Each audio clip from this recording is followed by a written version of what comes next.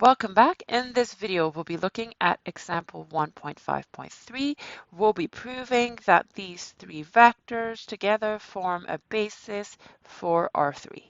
So again, if you remember the definition of a basis that we wrote last video, we need to prove that the span of B is all of V. So anything in R3 can be written as a linear combination of these three vectors, and also that these three vectors are linearly independent. All right, so let's do the first one. B spans R3. I wrote R3 here. It should probably E3 to let you know that the operations are the standard ones as well. So B spans R3. I'm going to take any element X, Y, Z in R3.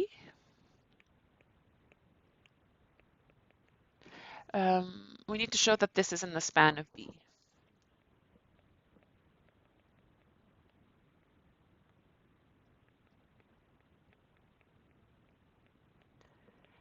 All right, so as usual, we put the building blocks, the generators, in as coefficients, and then we put the target, the goal, what we're trying to build, as constants. I've reduced this for you, well, partly. All right, this is what I got. And then here I decided that it didn't matter, so let's not write them. So whatever the stars are, this system is consistent.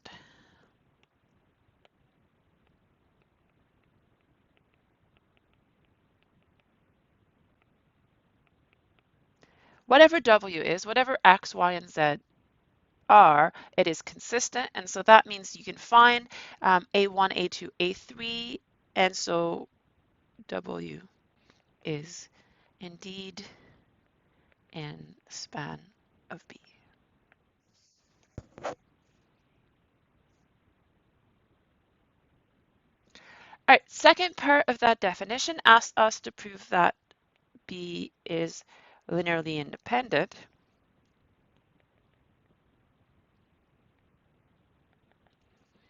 All right, but for that, we need to consider how to write zeros, how many solutions we have for zeros. So we want to look at this system and then look at, instead of x, y, z, zeros, but of course the reduction will be the same, it's just a constant that will change, and so I will still get this identity matrix. Well, these will be zeros, and so the only solution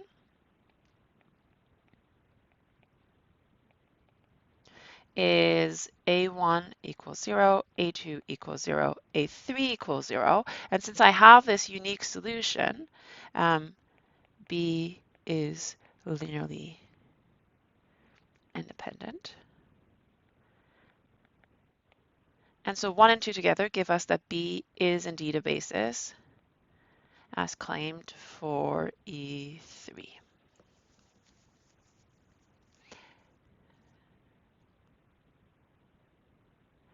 All right, so we already had a basis for E3. If you look at what we had over here, the standard basis for E3 would have been 1, 0, 0, 0, 1, 0, 0, 0, 1.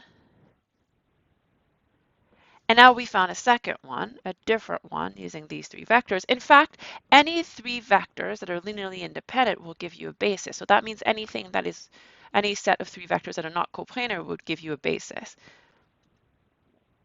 In fact, one of the lessons here is that if I have a non-zero vector space, it has different bases. In fact, it has infinitely many different bases. So a basis is not unique. There's not a single basis for a vector space.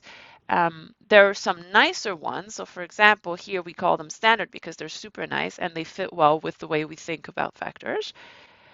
But there are infinitely many different ones. All right. Now, if you want to find a basis for En, you need n vectors, and this is going to be a basis if this matrix has certain property. So I'm going to put the vectors inside the matrix as columns. So here I would look at this part here and notice that it reduces to the identity. And that's what you need here. If only if A reduces to IN, and that gets the entire invertibility theorem involved. And so you could say A is invertible, or you could say the determinant of A is not zero. And so we have tons of different ones. In fact, this is probably a good time to rewrite the whole invertibility theorem. So let me do that, and then we'll stop for this video. All right, so now we have a few new items to add to the invertibility theorem from linear algebra 1. All right, so if A is an n by n matrix, then the following statements are equivalent. That means for a given matrix A, they are all true or they are all false. All right, so A is invertible. That would be equivalent to the linear system AX equal B having a unique solution. Remember, the solution would be A inverse B. For any B, the homogeneous system AX equals 0 has a unique, only the trivial solution. Let's say that's a bit more precise.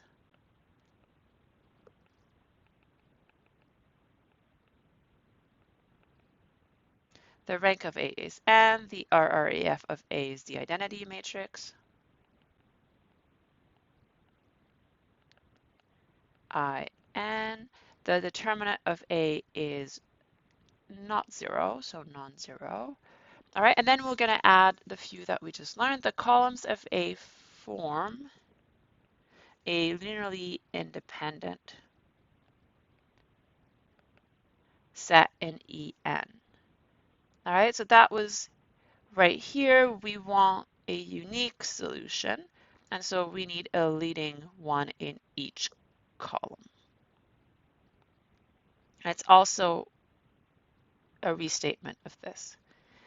The columns of A form a basis for EN. And then let's add this because we just defined the null space. We could put it before. We have only the trivial solution, so the null space is just the 0 vector.